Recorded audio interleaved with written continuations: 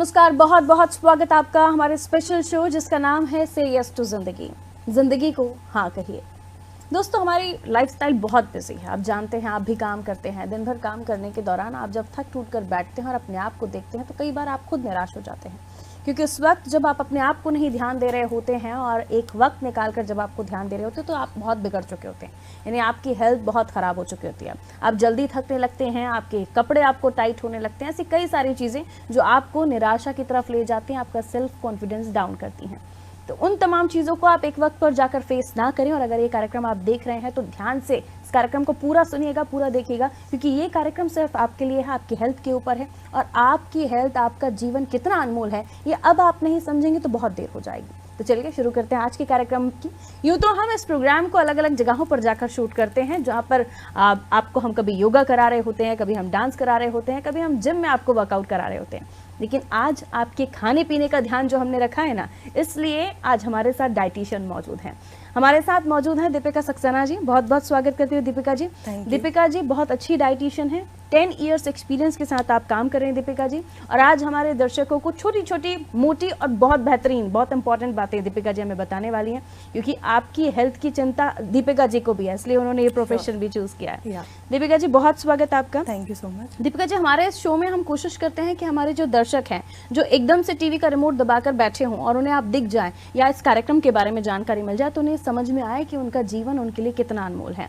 आप जब आपने इस प्रोफेशन को स्टार्ट किया था, तब आपने सोचा था आपको लोग मिलेंगे इस प्रोफेशन में और आपको इंटरेस्ट भी लोग लेंगे, उनको डाइट का भी ध्यान रखना पड़ेगा, या वो ऐसा सोचते भी होंगे? क्योंकि पुराने ज़माने में तो ऐसा कुछ नहीं होता था, 4 रोटी अचार से खानी है या 4 रोटी सब्जी से खानी है, जो पेट में गैस हो गया। लेकिन अब लोग ज़्यादा मूव कर रहे हैं, लोग अवेयरनेस भी दिखा रहे हैं, लेकिन कई लोग ऐसे भी हैं जो अभी भी जानते हुए भी नहीं उठना चाहते। हाँ, एक्चुअली आपने ये जो क्वेश्चन पूछा है, इसका मैं ये आंसर देना चाहूँगी कि पहले के जो लोग थे उनका फिजिकल एक्टिविटी इतना ज़्यादा था कि उन्हें डाइट की अलग से डाइट काउंसलिंग की ज़रूरत नहीं थी। पर आज आप जो देखेंगे, लोग इतने लेज़ी होते जा रहे हैं क्योंकि उनका जो शेड्यूल है वो बहुत टाइट है। हर एक व्यक्ति वर्कोहॉलिक है एक्चुअली, और सब काम करना चाहते हैं। मेल्स को ले लें, फीमेल्स को ले लें, सबका जो परसेंटेज है आज वो बहुत ज़्यादा है वर्क की तरफ। तो मैं ये कहना चाहूँगी आपसे कि अभी आप जितना बिजी हैं अपनी लाइफ में, आप बिल्कुल रहिए। आप जितना काम करना चाहते हैं बिल्कुल करिए, बट अपनी हेल्थ को आप नज़रअंदाज ना करें, क्योंकि अगर आप फिट नहीं रहेंगे तो आप जितने एनर्जी के साथ अपना वर्क कर सकते हैं आप नहीं कर पाएंगे। आपके जो आपका जो मतलब जो रेगुलर रूटीन है, शेड्यूल है, आप उसमें से थोड़ा सा टाइम निकाल के एक तो फिज़िकल एक्टिविटी इंक्लूड करें अपने पूरे रूटीन में, प्लस अपने डाइट को आप बिल्कुल वैल्यू दीजिए। जैसे मैंने आपको बताया कि सब बहुत बिजी हैं, तो आप अपना ब्रेकफास्ट, लंच और डिनर स्किप ना करें, और उसकी भी आप क्वांटिटी थोड़ा सा मैनेज करिए।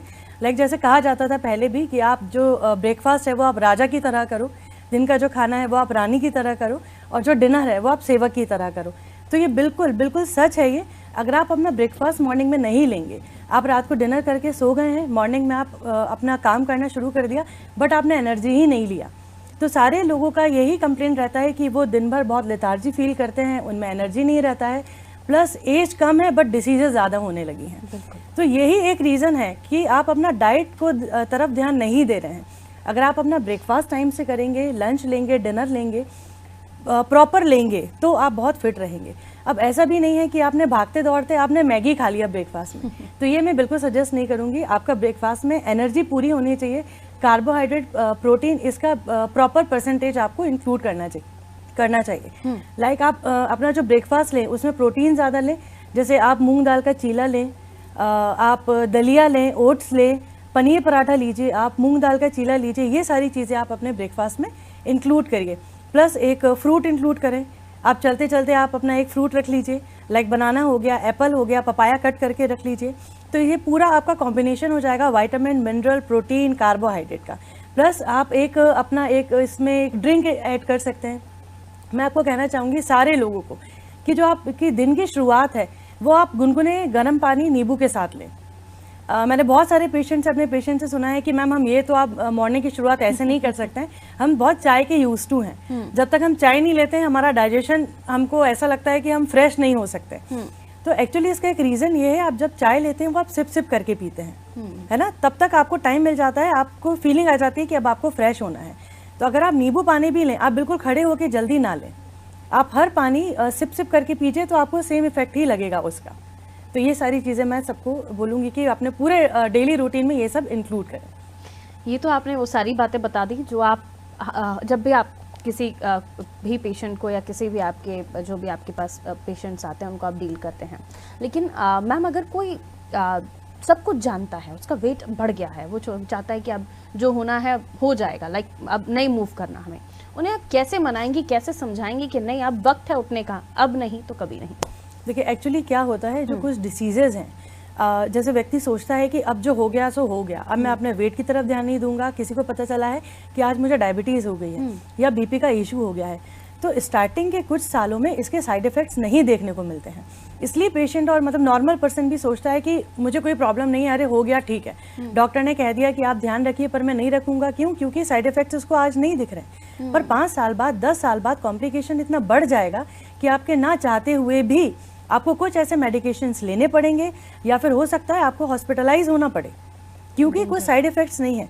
लाइक अगर आज आप किसी भी नॉर्मल पर्सन को फीवर आता है, वो रेस्ट करने लग जाता है। क्यों? क्योंकि इसके तुरंत कुछ उसे सिम्टम्स फील हुए। आप किसी पेशेंट को ले लें आज, लाइक मैं अपना एग्जांपल देती हूँ, मुझे अगर डायबिटीज़ हो जाए, बीपी हो जाए, मैं डॉक्टर के पास विजिट करूँगी, सारा प्रेस्क्रिप्शन लूँगी, दवाई खाऊंगी और मैं अपना काम करने चली जाऊँगी कल ही। क्यों? क्योंकि उसके कोई साइड इफ़ेक्ट्स नहीं होंगे। अगर मैं अपना शुगर कंट्रोल नहीं रखूं, बीपी कंट्रोल नहीं रखूं, तो कभी कभी मुझे अनईजी लग सकता है, बट मैं उसे नेग्लेक्ट करके अपना काम ही पूरा करूंगी।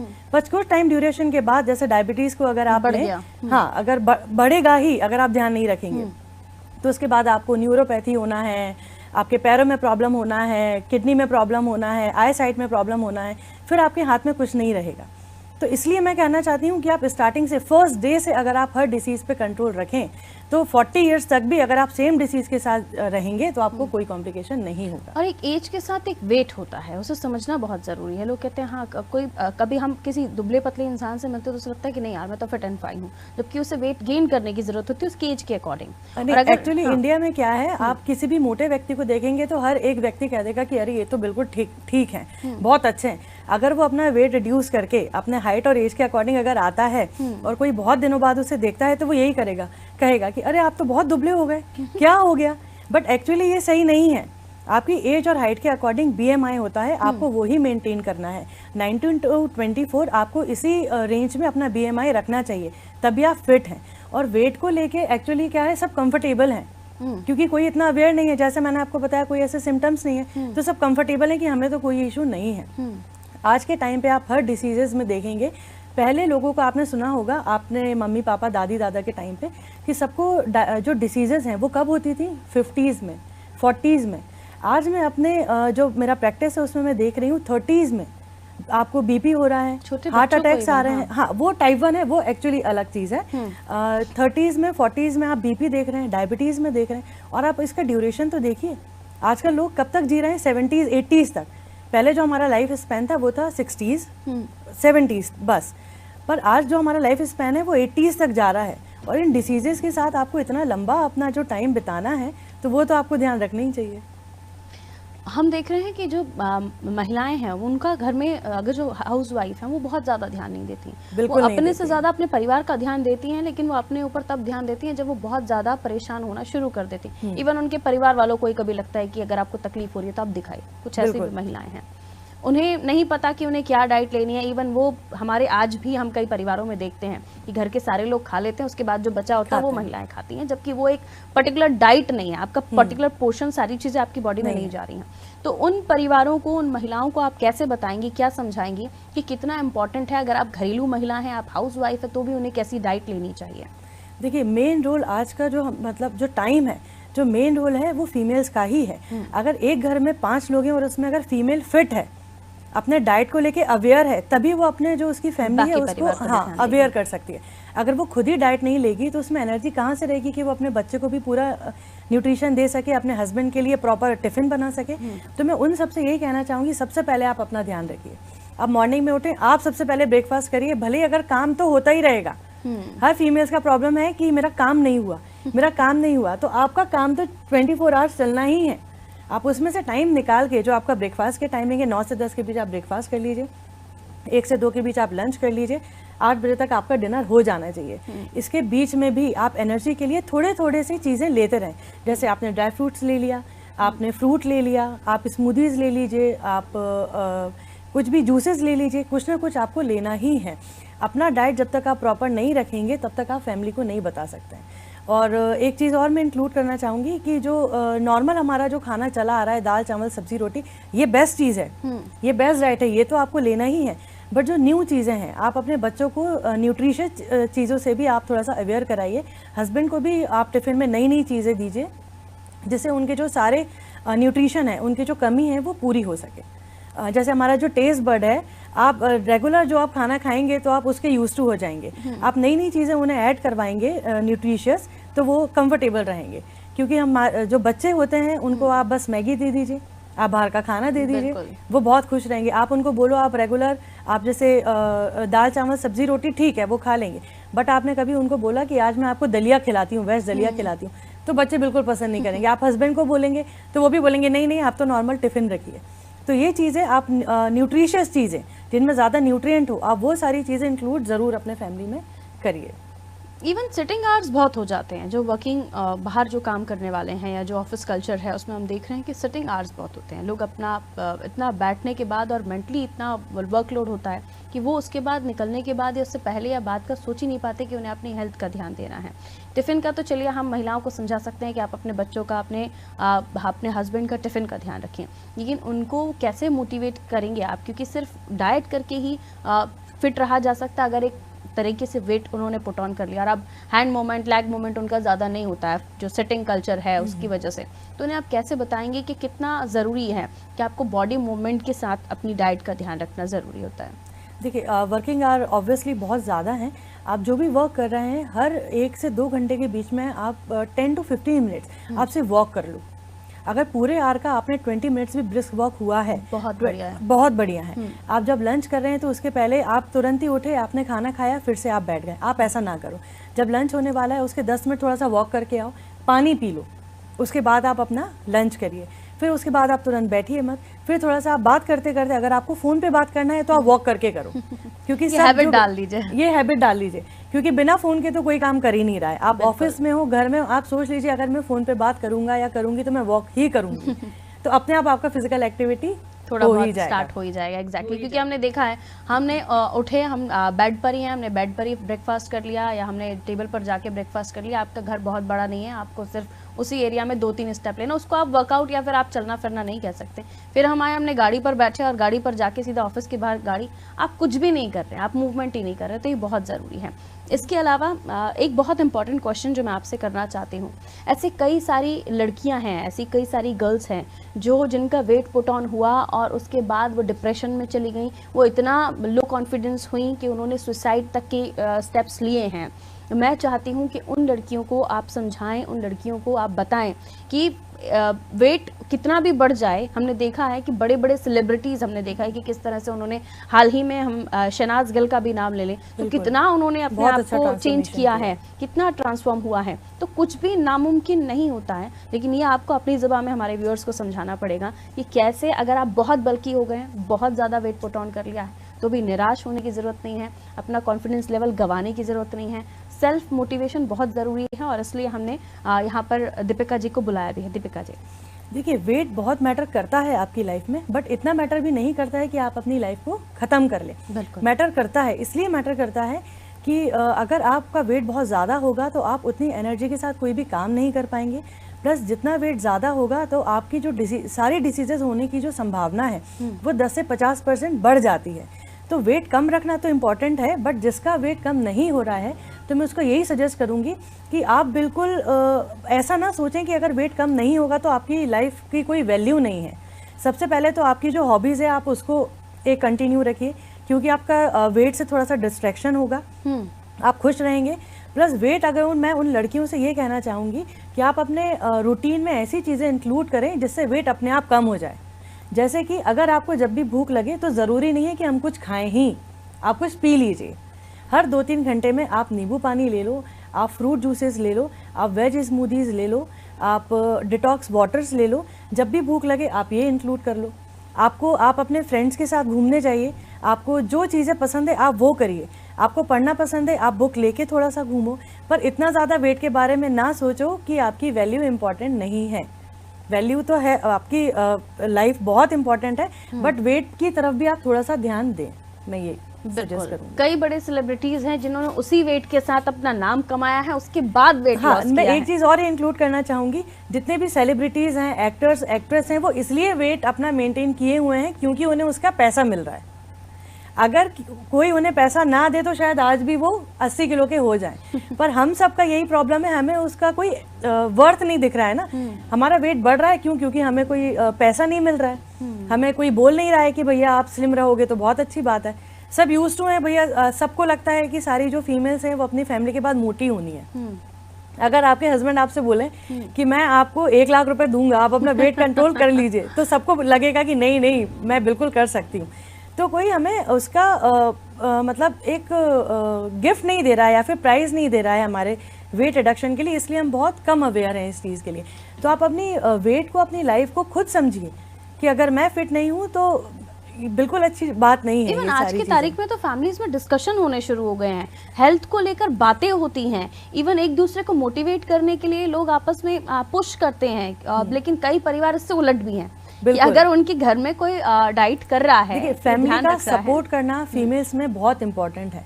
आप आज भी किसी भी घर में चले जाएंगे, कोई ये नहीं कहेगा कि आप पहले ब्रेकफास्ट कर लीजिए मैं वेट कर लेता हूँ, कोई नहीं कहेगा। एक ये बहुत बड़ा रीज़न है, सब अपने वर्किंग आवर्स से वापस आते हैं, सबको लगता है मुझे पहले खाना मिल जाए, बहुत भूख लगी है, बहुत भूख लगी है। अगर फीमेल्स को उस वक्त भूख लगती भी है तो वो अवॉइड कर देती है।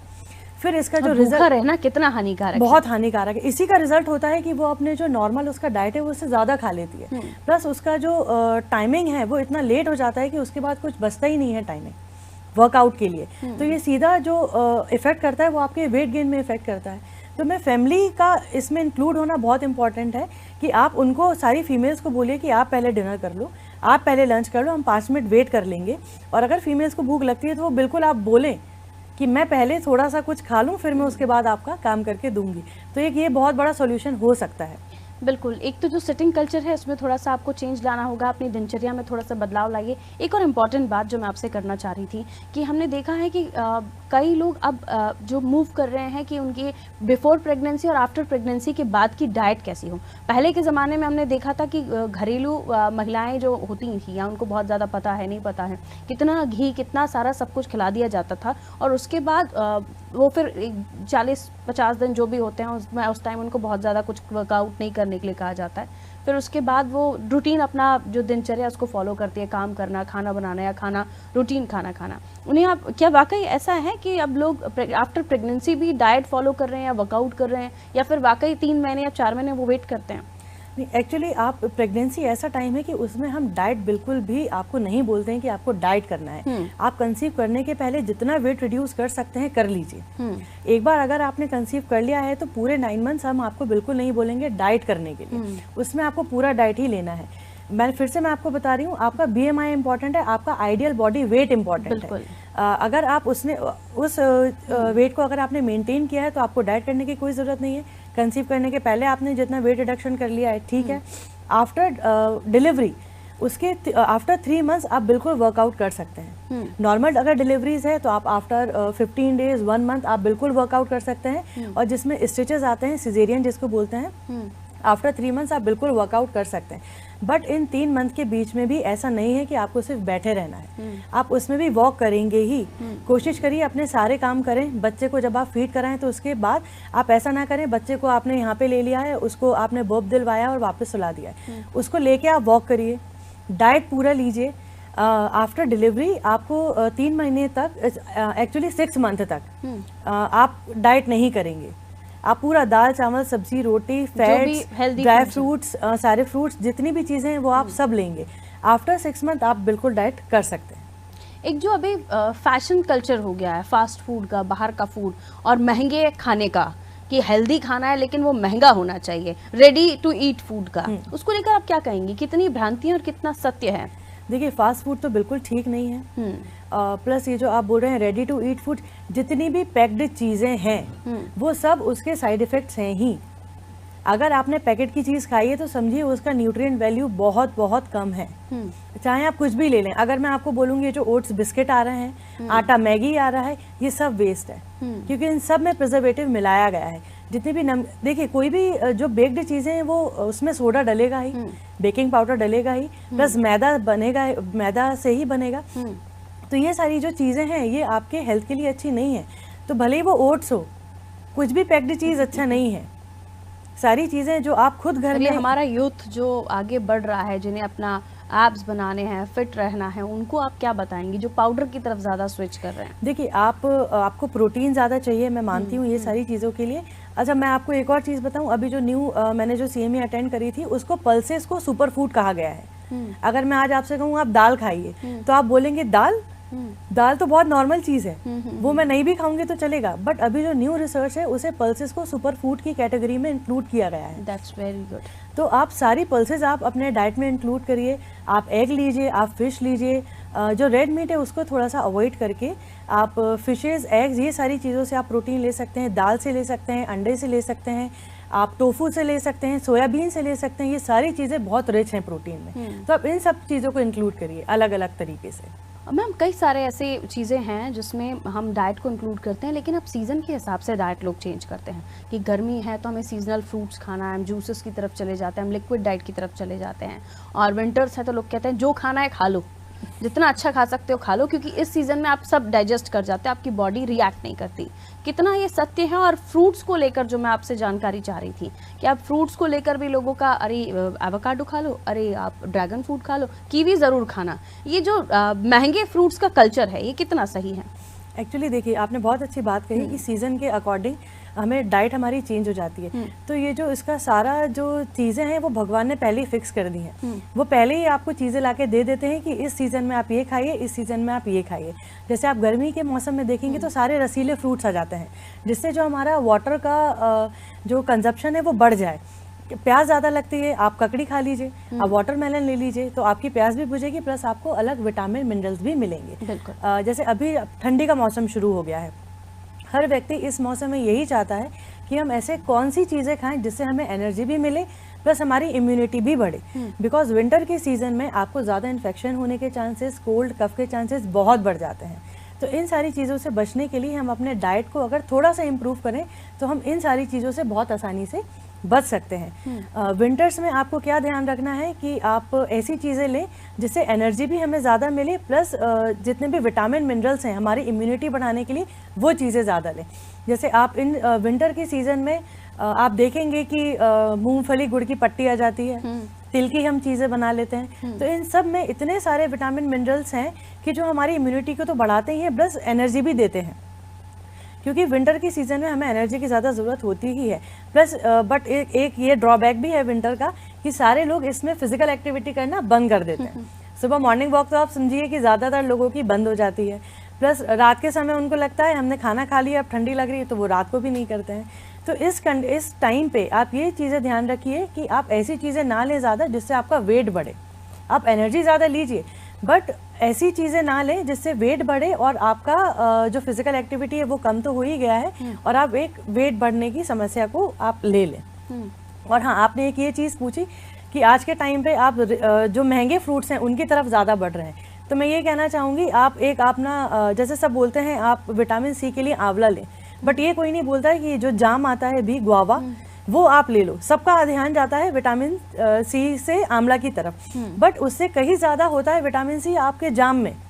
तो ये जो अभी इस सीज़न में जो फ्रूट्स आ रहे हैं आप ये सारे लीजिए। अभी ऑरेंज आप लीजिए, अभी आप शकरकंद, मैं आपको बता दूं जो बहुत ही सबको लगता है शकरकंद, स्वीट पोटैटो, ये तो हम कोई नहीं भी खाएगा तो नज़रअंदाज कर देते हैं हम मार्केट में जाते हैं तो उसको, बट इसमें बहुत सारे विटामिन्स हैं, मिनरल्स हैं, मैग्नीज हैं, फाइबर हैं जो आपके डाइजेशन को बढ़ाएगा, आपके इम्यूनिटी को इम्प्रूव करेगा विटामिन मिनरल से। तो आप ये चीज़ें बिल्कुल इंक्लूड ना करें। अगर आप महंगे फ्रूट नहीं भी खाते हैं, सीजनल फ्रूट लेते हैं तो आपको उन सारी चीज़ों की कमी पूरी हो जाती है जो आपके शरीर को इन पोषक तत्वों की ज़रूरत है। बिल्कुल, शकरकंद को लेकर तो हर परिवार में, हर घर में अब नए नए डिशेस भी बनने लगे हैं। लोग थोड़ा अवेयर तो हो रहे हैं, लोग शेक बनाकर पीते हैं, हम सीताफल का भी शेक पी रहे हैं आजकल, शकरकंद का भी।